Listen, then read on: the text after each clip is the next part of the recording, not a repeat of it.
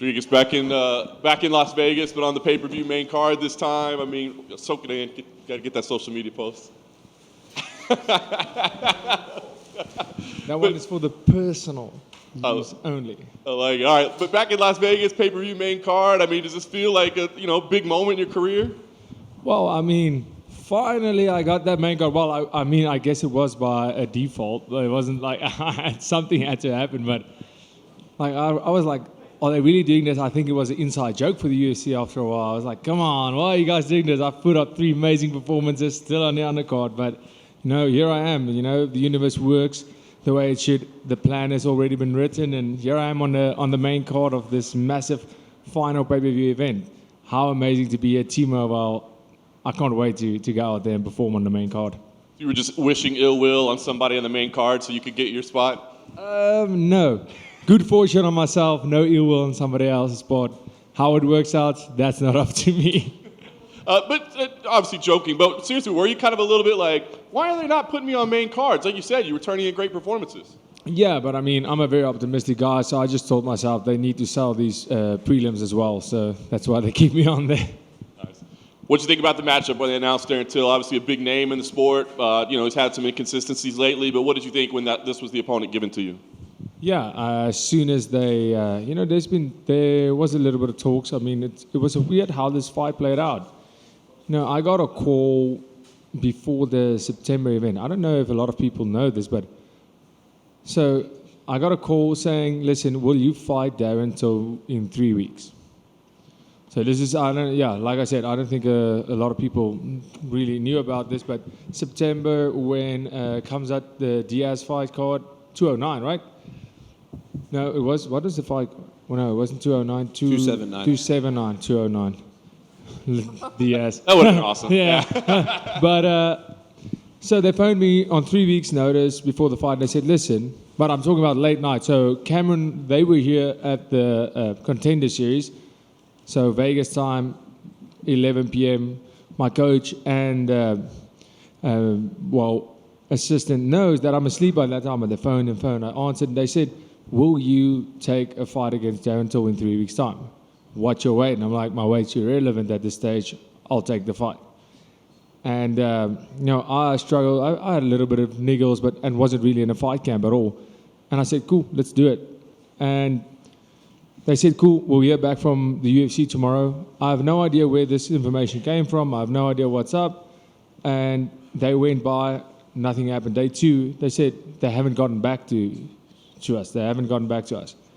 And that's when I went on saying, hey, listen, Darren, you want to do this in September? Let's do it. Because I couldn't wait anymore. I was like, listen, I want to know if I'm fighting. Because now I'm really dieting very hard, and I'm training hard, which I always do. But I want to know, is this happening or not? And he said it was too short notice.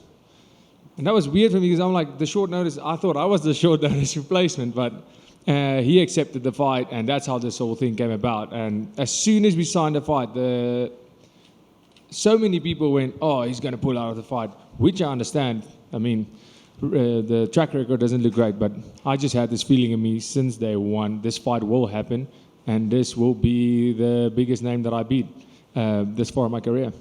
I was going to ask you about that. So as you were preparing, did you ever have worries like, hey, we better be ready, to change or to pivot because we might end up with somebody else?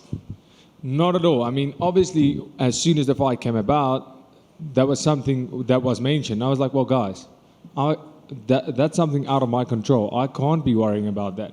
So many people on social media, fans, just everybody saying, oh, Darren Till's definitely going to pull out. Like, don't even worry about it. He's going to pull out. I'm like, what do you want me to do? You want me to not train? I'm like, okay, cool. I'll make sure I don't train just because if he pulls out, I don't waste my time. No, that's not the way it works. I'll find a replacement. If it needs to happen, it will happen.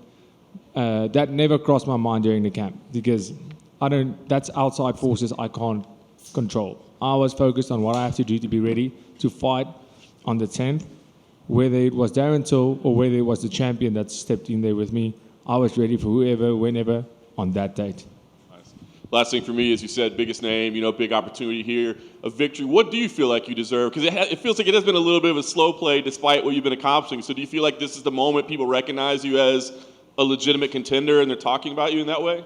I think firstly, this will be the moment where everybody gets my name right. But this is a big step up. I think this is where I wouldn't have gotten this opportunity if they didn't think I was ready. I know I'm ready, and this is, like you said, this is the one fight, like the previous one, that was a big step up for me. This is the next step. This is the next step towards becoming the champion and fighting the best of the division. Darren Till being one of the best, being absent for a while, not at his best of performance, but it's still Darren Till, and we've seen him show up and being one of the best fighters in the world and showing up and being one of the worst. I prepped for the best Darren Till we've ever seen. I've prepped for a Darren Till that would beat the best Darren Till we've seen before. And this fight will prove that I'm not only ready, but I'm something to be worried about when it comes to the top dogs of the division. Dricus in front, right here. How do people pronounce your name wrong? What are they saying? Well, Dricus Du Plessis, Dricus, like people are butchering it, but I have to say, I'm sorry, American media butchers it. Like when I fought in Europe, there was no problem at all, but it's Dricus Du Plessis. That's the name. But it's gotten a whole lot better. It's gotten a whole lot better since the first fight, because that was crazy. But now people are getting it much better. But I believe after this, there will be no mistakes made no more. In Darren's last fight against Derek Brunson, it came out that he had fought that fight with like a torn ACL or something like that. Is there any fear that he's pushing himself into this camp also with like a serious injury too like that? Because he didn't pull out with that.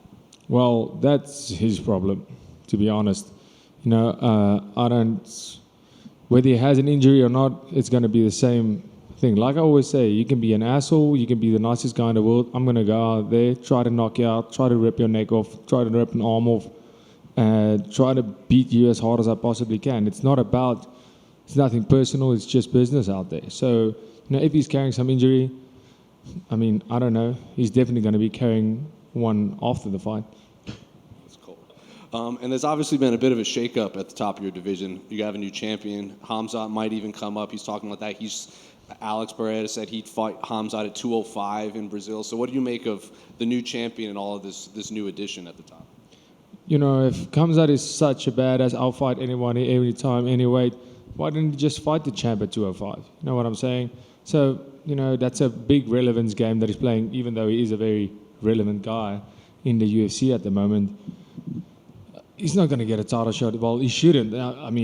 If that's what the company decides, it is what it is. That's not my concern. I said it. What happens at the top right now, at the titles, that's not my concern. I'll worry about that when I get there.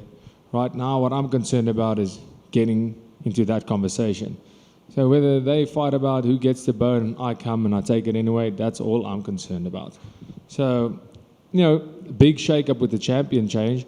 That was one of those fights where I always have a prediction on fights. It's tough, and there's tough fights to call, but with this fight, it was one of those fights where I had pros and cons for both guys, and it was so back and forth. Even me and my friends, me and the team spoke, and it was really one of those special MMA fights where you just had to wait and see what happens. Because it was like, is this going to be a classic striker versus striker that ends up in a grappling and wrestling match? And we almost saw that. But they did such a great job in that fight. Izzy was forced to fight a fight that he hasn't fought in a very, very long time. He was almost laying back just defending his belt for quite a while. And this fight almost had him step out of his comfort zone. He had to step out of his comfort zone because Alex wasn't afraid to go forward and wasn't afraid of his striking. And with Alex, he was forced to wrestle a guy that's not a wrestler or a grappler. And both of them showed. Alex got that beautiful takedown on Izzy that Robert Whittaker couldn't get on Izzy. That the top, Yoel Romero couldn't get on Izzy. That some of the best wrestlers we consider the best wrestlers in the division couldn't get it. So great on him. So you can see how the sports develop. But great. So we have a change of champions. I think there will be. I honestly don't think Pereira will be as dominant as Izzy has been as a champion. I think for him, this was such an important fight for his legacy as a combat sports athlete. And this really has proven him to be really one of the best combat sports athletes to ever do combat sports. So good on him, great on him. But, like I said, to me, it's all about who has the title once I get into the conversation. That wouldn't be too far away, I hope. And after this fight, who I'll call out, I'm not sure. It seems like everybody's booked, right? But yeah, for me, like I said, the politics that's happening at the top right now doesn't concern me. What concerns me is what's happening in the top 10 up until I get to that top discussion. Then I'll start worrying about who's getting unfair advantages and all that kind of stuff. And finally, I'm sure you saw Dana White's post-fight press conference after Israel's fight. He said that his priority next year is UFC Africa. That is at the top of his list. So what did you make of when you heard that? So happy you asked that. He talked about Nigeria. He talked about, was it Uganda? I think Uganda. I have to be honest with you. That makes no. And he did say they haven't done the research enough. They haven't done enough research to say, okay, we're doing it in Nigeria. But even Nigeria, there was a Nigerian reporter that said, sorry, we do not have the infrastructure for this. Even Israel said it probably wouldn't happen. It can't happen. If they're going to do it in Africa, there's only one place, and that's South Africa. South Africa is going to be the host of the first UFC Africa event. Write that down, because I know it, I can feel it. And I'm telling you, we have Cape Town. We've hosted a Rugby World Cup. We've hosted a Soccer World Cup. We have exactly what it takes to host these events, and it's a beautiful country, and I would love for the UFC to come there and be one of the guys that maybe is one of the reasons they do decide to go to South Africa. And Saturday night, I'm going to make them seriously reconsider and make the decision much easier for them to take this to South Africa. And there's no other country in Africa better than South Africa to host this event. They have to, and make sure, we have the infrastructure, we have the stadiums, we have the arenas, we have everything we need to host this event. Right here. You said earlier, Darren, just going back to Darren Till, you said that sometimes he looks like the best fighter on earth, sometimes he looks like the worst. From what you've watched of him, why is that? Is that something his opponents do, you feel like, that throws him off, or is it just something he comes into the cage with and he's either on or he's off? Yeah, I think he's in his own head. I think Darren Till is, when he started out, he was extremely motivated. I think he was a force at 170. He was a big 170. He was imposing his style on people. Once you get to the big boys in middleweight, it's a complete different story. And obviously, speaking as somebody who fought 170 and then came to 185 myself, that was harder work than actually cutting the weight, because I had to take a very long time. I took almost a year of competing completely to become a 100% 185 fighter. I didn't want to be a welterweight fighting at middleweight. I had to become a middleweight. And that's where I think he messed up. I think he saw the move up to 185 as, I can let it down. I don't have to eat as perfect. Those sessions where I really don't feel like it, I don't have to do the extra work because my weight's going to be fine. When you're cutting that weight, you almost feel obligated, because if you don't go do this session, you're not going to eat. I think he took the move up as almost an easier route, and that's not the case at all. We hit a little harder, everybody's a little stronger at 185, and I believe that was where the big mistake came. And then, of course, Darren Till losing the big fight against Masvidal, getting back against Gastelum was not an amazing performance, but he got the W, and then getting those losses, definitely the mental aspect, that's where his biggest downfall came, and I don't think he recovered from that. I think that's where he's his own worst enemy.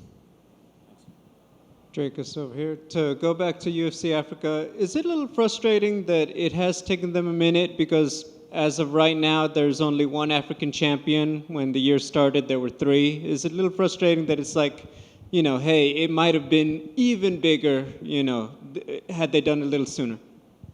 No, next year we'll have an African champion residing in Africa, so that's going to be amazing. Thank you. Hey, Dricus. One of the young athletes to kind of make an impression this year in MMA is Cameron Simon. I was just wondering if you had any insights that you could share with us on him. Yeah, I wasn't surprised at all. You know, he went out there and he did what he does. I mean, the kid's he's amazing. I trained with him. So how our relationship started, he was 13, turning 14. I was 20, turning 21. When we first met, he walked into the gym. We weren't really a commercial gym at all then, CIT. And he wanted to train, and I said, but there was some circumstance. He said, cool. He wants some private lessons, but he wants to train with me specifically. And I said, cool. I'll do an hour twice a week. And it was almost like, you know, after recover, I didn't want to give this session. And after the first day, giving him some instructions, I could see this guy, like, he did what he had to. He went home and he worked on it second. And then we started prepping for, I started coaching him. After like 2 months, we started prepping for the national championship, K1 kickboxing national championships. Got second place the year after that. So now he's 15 years old. He got first place. And at 16, you're allowed to legally fight amateur MMA in South Africa. And we started prepping for his first fight. He went 6-0. Then he went over to seniors at 18, became a champ there, and then we moved him up to the pro team, where he trained. Now he's not only, I'm not coaching him, now we are training partners. And he's always been like, this was his dream. He was, you know, that's why I saw him. I saw a lot of myself in him, that nothing else in the world really mattered than becoming a champion in MMA. The same with me. That is my life goal. That is my life's purpose. And the same with him. And now we are friends and training partners. We still have a mentor and student relationship in a way, but not in MMA anymore, more in life, because I'm a little bit older. But now we are more friends than anything else. But this guy is amazing. He's putting in the work. I mean, you saw for yourself, the boss man, Dana saw it. He's an amazing fighter, and I think we're in for a big treat for what his career holds, and I think he's going to do amazing things. I know he's going to do amazing things come Saturday night. I know it. What do you think's been the biggest development in him since you first came across him at 13, 14 years old? Mentally, I think he was a happy kid, just, you know, the same as I was when I started this. Just a happy guy, just want to be there, and then all of a sudden taking this seriously. Realizing it's not only fun and games, it's not all sunshine and rainbows. There's a lot of sacrifice. And now that he's a little bit older, now he's turning 22 years old, he's even experienced some of these sacrifices, losing people close to you, losing friends, losing your comfort zone, because you're missing stuff because you have to make those sacrifices to be in the UFC. And he got his opportunity, and he made the sacrifices, and that will pay off. That's how it works. You get out what you put in, and he's putting everything in there. Dana White called him the future. Do you kind of agree with that? Like, how high is his ceiling? Yeah, absolutely. I mean, the guy's he's turning 22 in a couple of days. I mean, he looked incredible. The big lights didn't bother him. He fought like we know he can fight on his first appearance in front of boss man Dana White. For everybody, that's a pinnacle in your career, is getting the shot to fight in front of the biggest promotion, fighting for a contract. He thrived under pressure, and that's a big thing, is being able to have that BMT, that big match temperament, showing up when you have to, and he obviously has that. So, you know, as far as his ceiling is, I mean, being a 2-division champion, maybe even 3, I don't know. Thanks, Dricus. That's it. Thank you so much, guys. Appreciate it.